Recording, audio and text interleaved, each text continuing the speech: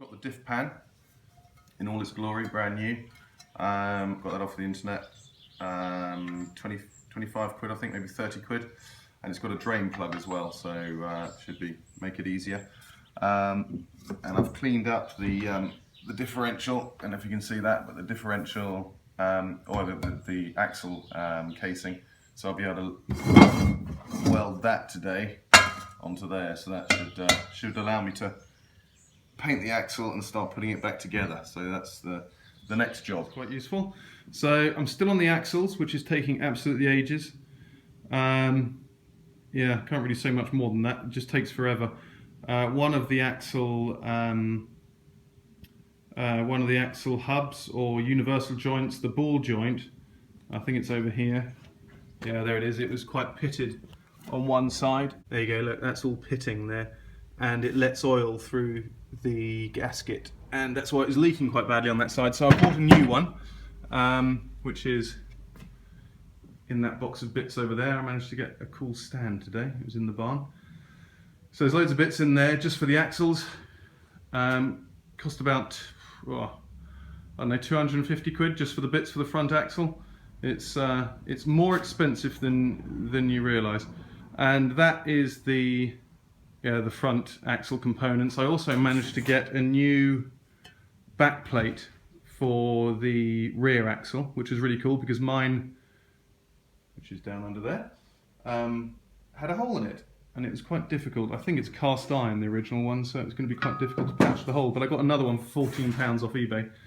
So I've put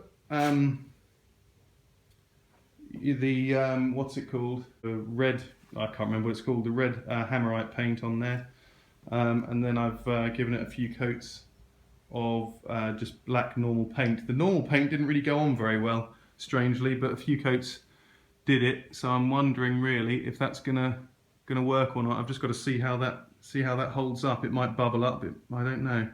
But anyway, so those are the first black bits that I've painted yet. So quite an important milestone for me.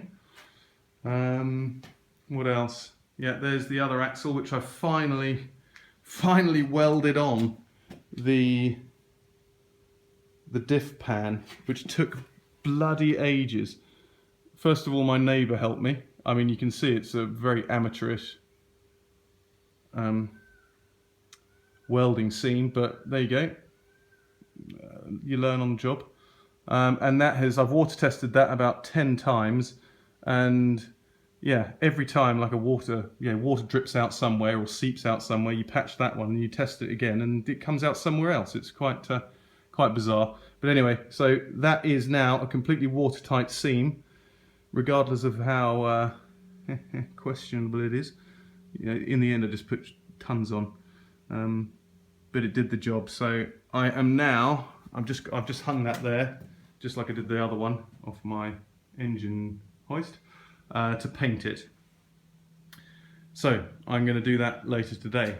It's quite late, but I'm going to stay at my parents' house for supper and then come back out. Those are the springs, the Parabolic Springs. Those have arrived. I'm quite chuffed with those because I didn't know whether I was going to go for a set of standard springs, but I actually went for the Parabolics in the end. So I'm really looking forward to putting those on because I've only ever known the standard springs. So I've got some Monroe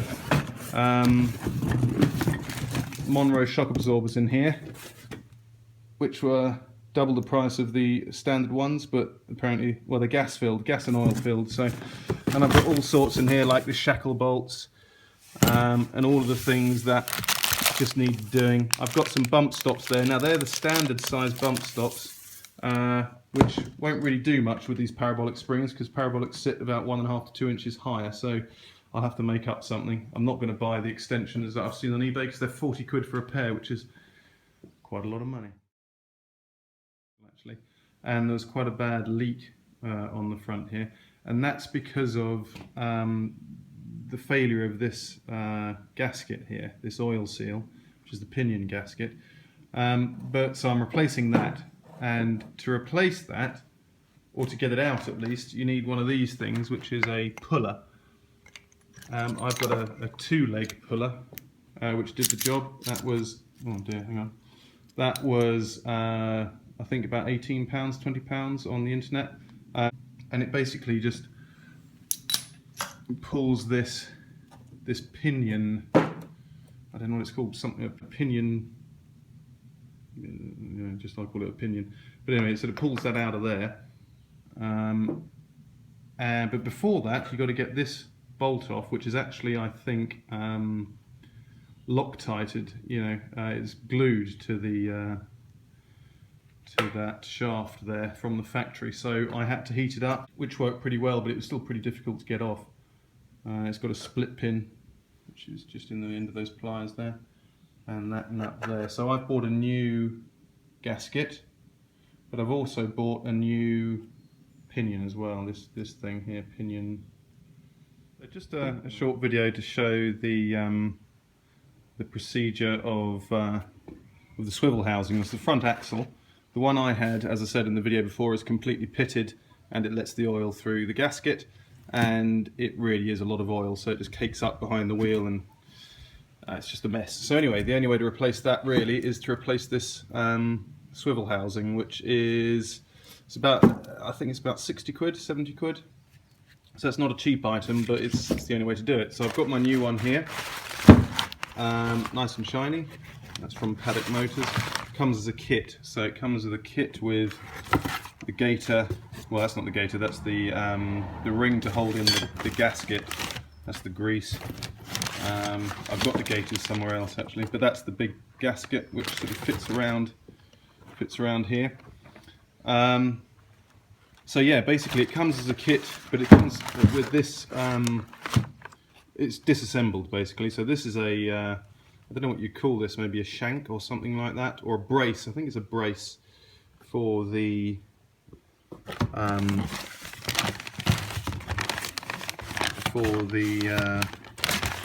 they're in there somewhere. Oh, here, yeah, there it is. Look, so that is the bearing. It's like chamfered, and it fits in there, and it's just for the steering. But yeah, so this bit comes out, and you have to hit it in, and it's quite a job to get it in, because it's a tight fit, very tight fit. So you have to hammer it in using a piece of wood. I used a piece of wood on the top, so it didn't damage the metal. But actually, at the end, I started to bang it in with the hammer because it was just getting too difficult with the wood. And on the other side, you get this sort of piece here, which is, I think it must be cast iron. Well, no, I don't know what it is, but anyway, it's solid. And you have to hammer it in just like the other one. I've got a few marks on the top there you can see from where I've hammered it in. But anyway, there's a pin that goes into that.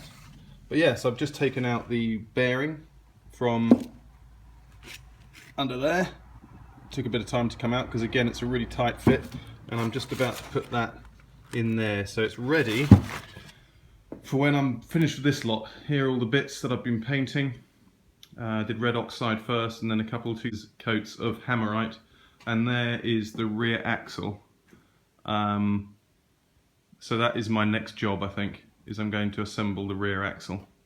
But yeah, also this morning I managed to get the new pinion gasket in there, the flange gasket here. Took a bit of messing about with, but we got there in the end. Of course, there's always one thing that's missing from a job, and in this case it's the split pin and castle nut. But other than that, yeah, we're doing all right. There's the back and rear differential. That's painted, 3 coats, ready to go. Various other bits around there, which are all painted. Steering arm there. Another back plate there for the rear axle. So yeah, we are slowly and surely getting there.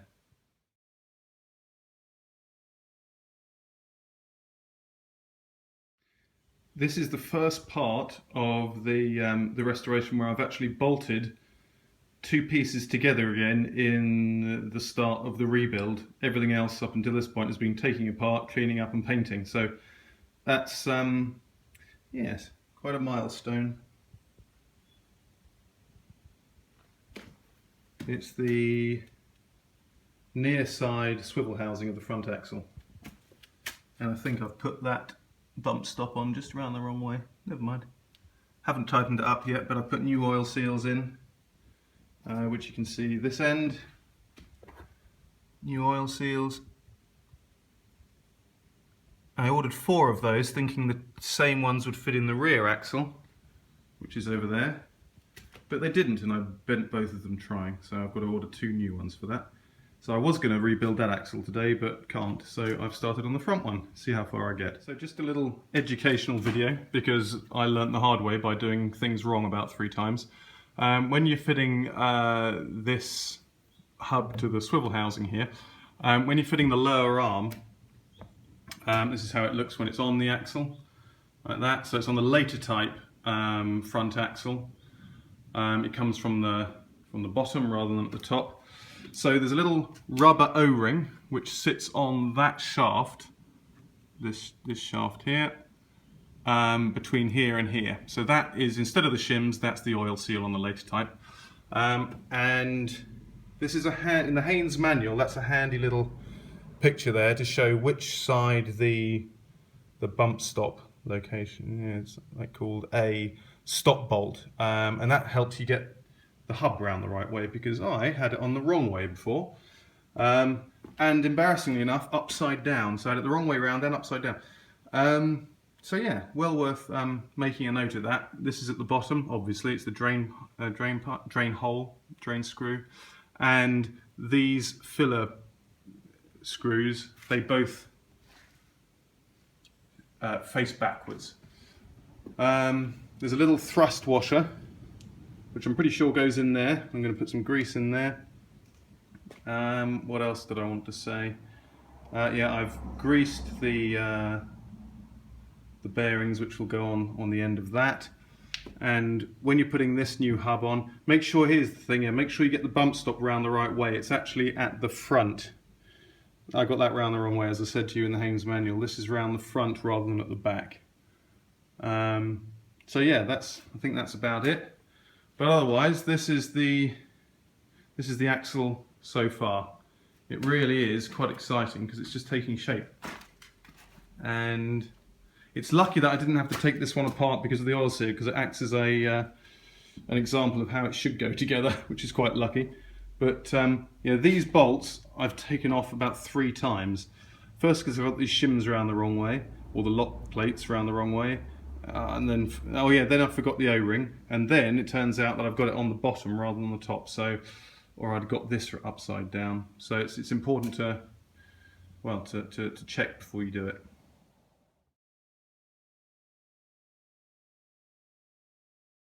So I thought I'd just make a quick video about this swivel housing here.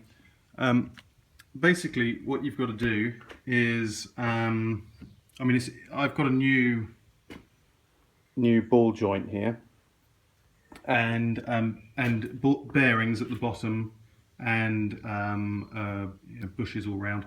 But the interesting thing is the way you've got to set it is with shims in here, and the number of shims determine the pressure on the bearing, and that determines how easy or difficult it is to turn this. And the way you're supposed to do that is set the shims so that when you pull this using one of these, which I didn't think I had, but then I found one. This is an old Victorian one, which I found in the greenhouse. It's really cool. Look, it even says on it, balance scales it's called. Basically what you do is, you fix that to here. I'll try and do it with one hand. And although you can't really see it, you need to pull this. And as you're pulling, in fact I will turn it around so you can see. When you're pulling, that shows between 8 and 10 pounds, and that is perfect. It's a perfect setting. So mine's it's just only scratching 8 pounds, but I'm just going to leave it. But I thought that was a really cool thing, especially that I found one in the greenhouse. Salter's Pocket Balance.